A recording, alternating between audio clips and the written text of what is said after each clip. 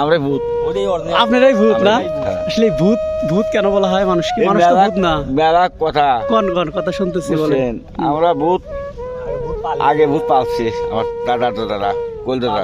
কিভাবে পালছে মানে যে ভূতকে যা কই তাই শুনছে। ও মানে পোষ মানাইছিল। হ্যাঁ, পোষ এই গরু ছাগলকে যেরকম পোষ মানায়। হ্যাঁ, তারটা বেশি যদি 10 গাড়ি যায় বাচ্চা কুটুম হয়েছে মাছ নাই। হ্যাঁ, মাছ হাজির খালি দুয়ার পেয়েছি চালের ভাত।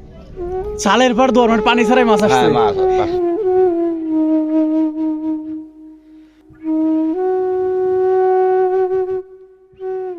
সিরাজগঞ্জ জেলার চৌহালি উপজেলার এক নিভৃত জনপদ, নাম তার ভূতের মোড়।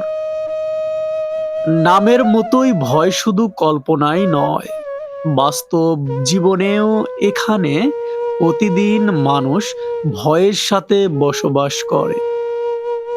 একদিকে যমুনা নদীর তীব্র ভাঙন, অন্যদিকে যাতায়াতের একমাত্র ভরসা একটি ঝুঁকিপূর্ণ নৌকা। এই পারাপার দিয়েই প্রতিদিন স্কুলে যায় ছোট ছোট শিশুরা, হাতে বই, চোখে স্বপ্ন, কিন্তু বুকের ভিতরে লুকোনো থাকে অজানা এক আতঙ্ক। কখন নদীর ঢেউ নৌকাকে গ্রাস করে, সেই ভয় নিয়েই তারা নদী পারাপার হয়।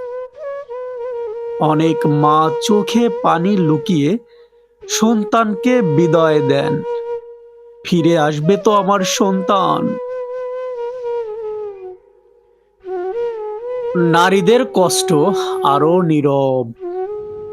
অসুস্থ স্বামীকে নিয়ে পার হতে হয় উতাল নদীতে। গর্ভবতী মেয়েরা চিকিৎসার জন্য ঝুঁকি নিয়ে পার হন। বর্ষা এলেই নদীর রূপ আরো ভয়ঙ্কর হয়। ভাঙনে একে একে বিলীন হয়ে যায় ঘরবাড়ি, উঠান এবং শৈশবের স্মৃতি।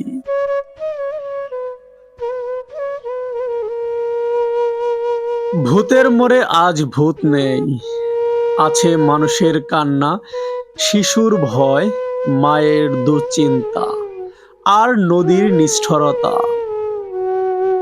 হ্যাঁ প্রিয় দর্শক, আজ আমি আপনাদের জানাবো ভূতের মোড়ের ভূতের গল্প। আসসালামু আলাইকুম কাকা, ভালো আছেন? এই ভূতের মোড় কতদিন ধরে ভাঙছে? ভূতের বাংলা আমরা বাংছি আর 10 বছর। মানে এই ভূতের মোড়টা কোন জায়গা ছিল? ওই কাইসে 10 টাকা দেখা যাবে এটা না?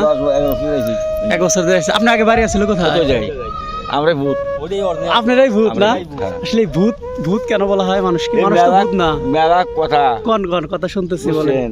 আমরা ভূত আগে ভূত পালছে আমার দাদা কোল দাদা। কিভাবে পালছে মানে যে ভূতকে যা কই তাই শুনছে।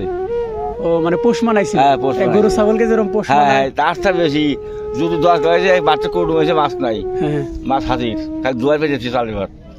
চালের পর দোয়ার মানে পানি ছাড়াই মাছ আসছে। হ্যাঁ, মাছ পেয়েছি। আর আরো এরকম ইডিয়া আসিল কয়ে কোয়া দিছে এই দা ইডিয়া বেড়ে খেতে সাপকে বেড়েছি।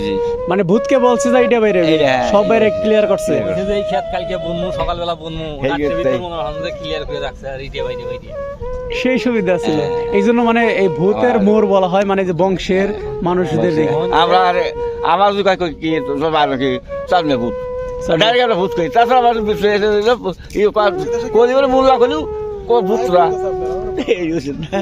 ও আচ্ছা, এই জন্য এই এলাকার নাম ভূতের মোড় বলা হয়। হ্যাঁ, ভূতের মোড় আছে ওই কাইসের উমরে। হ্যাঁ কাইসের চলো, ওই যে সাদা সাদা কাইসে তো ভাই ভূতের মুড়ি। এখন যদি ব্যাংকেতে আবার তাও ভাই ভূতের মুড়ি কবর। এখন আপনারা বাড়ি কোথায় করছেন? তো এই পাশে করছেন না? ঠিক আছে, ধন্যবাদ।